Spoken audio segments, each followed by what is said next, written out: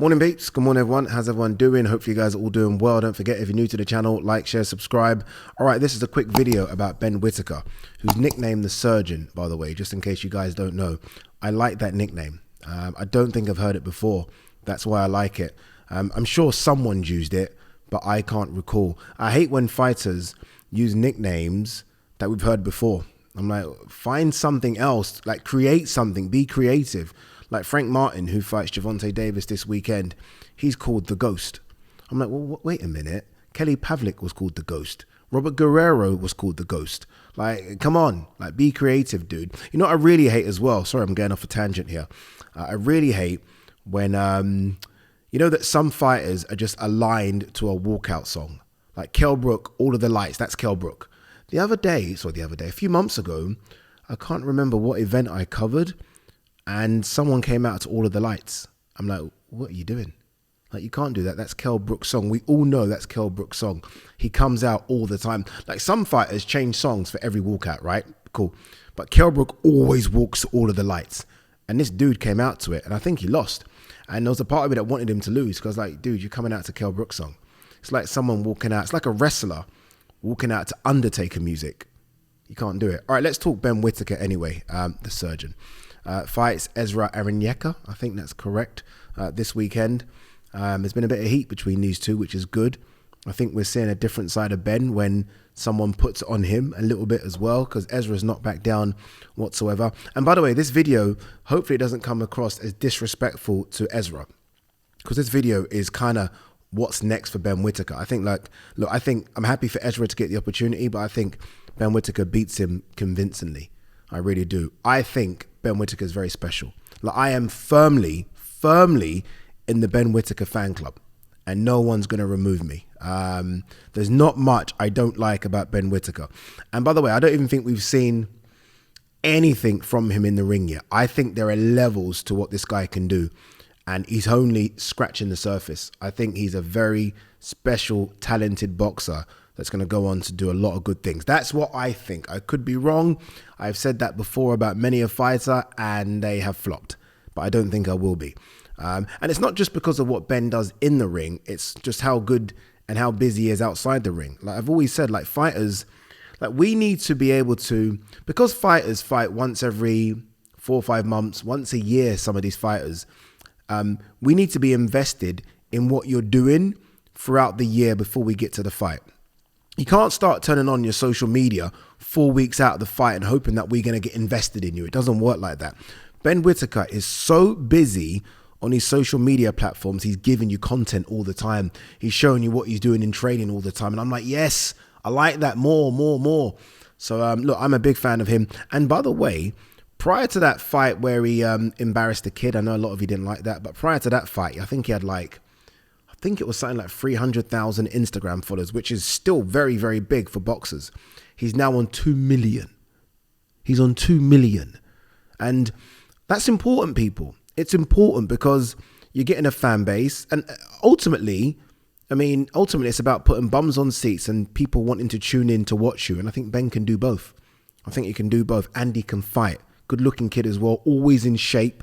So there's a lot I like about him. But I know he's Marmite for some people. Some people completely hate the fact he takes the piss out of people in the ring. I don't mind it. My favorite British fighter, I've got 2 favorite British fighters of all time. One was Nigel Benn, you guys know that. The other one was Prince Naseem Hamed. He did that religiously. And he didn't just do that when he stepped up. Prince Naseem Hamed, go and watch his early fights. And in fact, I spoke to Barry Jones about this. He was taking the piss out of people in the amateurs. He was doing that. And Prince Naseem Hamed now was all of a sudden is everyone's favorite fighter. So it's almost like, for those that are hating what Ben does, you would have hated what Prince Naseem did. Prince Naseem did worse. So, look, I don't mind it. Again, you're going to tune in to either see him get chinned, or like me, you're going to tune in to see him do a bit more of that, entertain. It's an entertainment sport, and look really good doing it. And so far, it's the latter for him, right? He's looked entertaining in the ring, and he's looked really good doing it. And that's why people are very intrigued to kind of see what next for him. I want him now, after Saturday, to take a jump. Take a jump now. I mean, it's not as though he isn't a decorated amateur as well. This is an Olympic silver medalist. This guy can fight. He talks the talk. Let him walk the walk now. And I think there are several fighters out there where I think the jump, although risky, if he were to win, we then do have something special on our hands. And I understand why that's still a bit of a question mark. Is he special? We don't know, because he's beaten guys that he should bowl over easily. The names I'm going to mention next, I think are a good step up for Ben Whitaker. A risky one. A couple of them are very risky. Very risky. All of them might be risky, but I think it's the step up that we as fight fans want to see.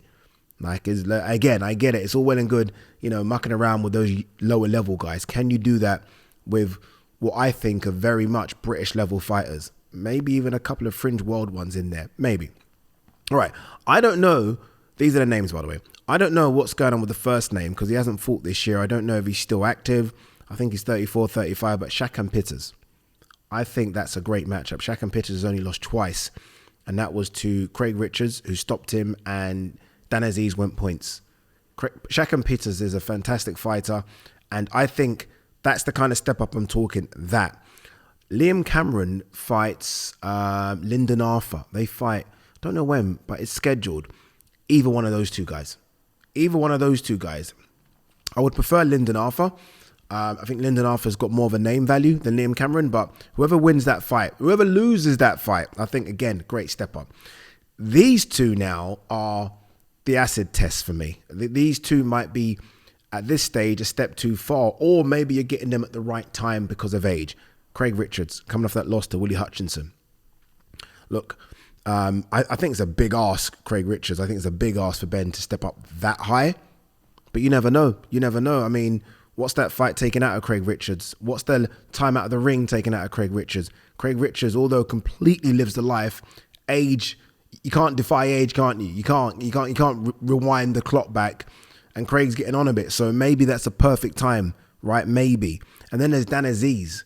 Dan Aziz, I think, did an interview recently saying something like Ben Whitaker said something. He wanted like Dan Aziz level fighter, or Dan Aziz in 5 fights. I don't know how many fights ago that was, but Dan Aziz. So look, there's some good names out there. Those are my 5, if you like. So again, Shakhan Pitters. Again, I don't know what's going on. Hasn't fought this year.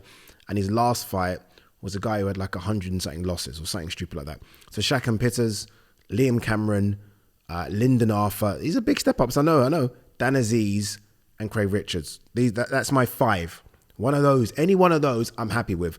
Craig, and you might even chuck Lyndon in there. They're risky. But it is what it is. If his team, I don't know who manages them now. I don't think he's with 258 anymore. If his team really believe he is that guy, as I do, then you take any of those fights. You take any. And then, look, you come through them, and then, wow, you're knocking on the door to, I mean, definitely British level, obviously, but you're knocking on the door to European fringe world level.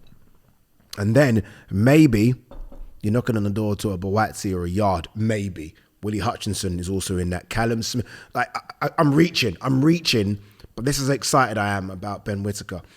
So yeah, that's my thoughts. It'd be interesting to know your thoughts in the comment section. In terms of a name, by the way, that you think he would match up with. And I hope they go the British route. I hope they don't do the international route. We see that quite a lot.